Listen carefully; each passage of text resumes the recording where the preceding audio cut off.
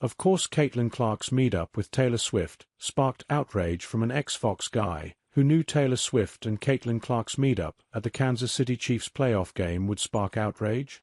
Probably anyone who followed the WNBA this year, TBH.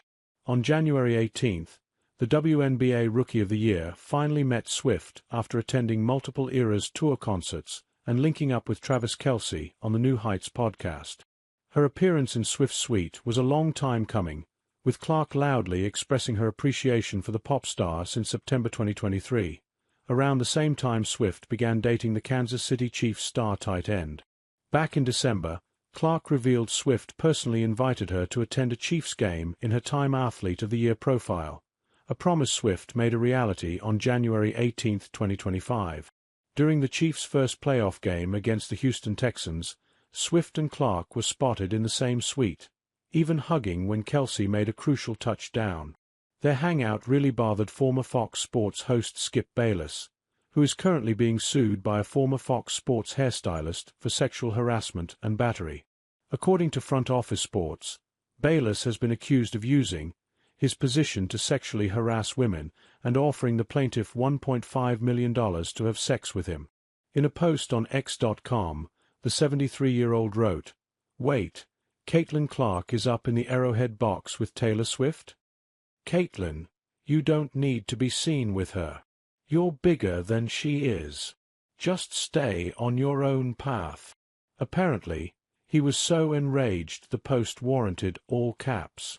Though Clark has yet to respond, plenty of X.com users came to her defense, with one writing, "Maybe focus on your lawsuit and stop bothering these two women." Another asked, "You still allowed to talk about women in public?"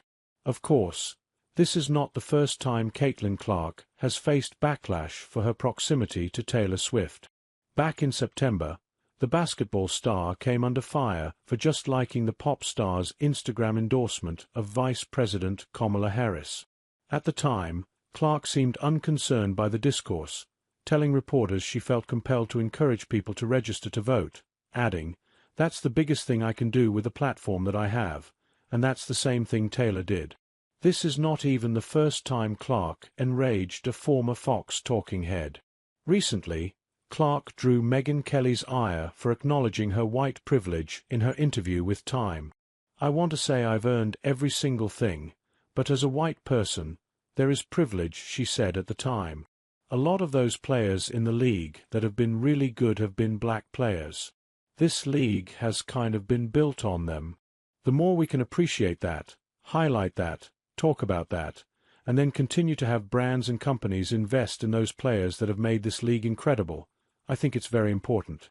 I have to continue to try to change that." That was enough for Kelly to call her condescending and fake in an X.com post. "She's on the knee, all but apologizing for being white and getting attention," Kelly wrote on December 10th. "The self-flagellation. Oh, please pay attention to the black players who are the ones you want to celebrate. Condescending. Fake. Transparent. Sad." This certainly wasn't a surprising take from Kelly, who was fired from her position at NBC for her comments on blackface in 2018.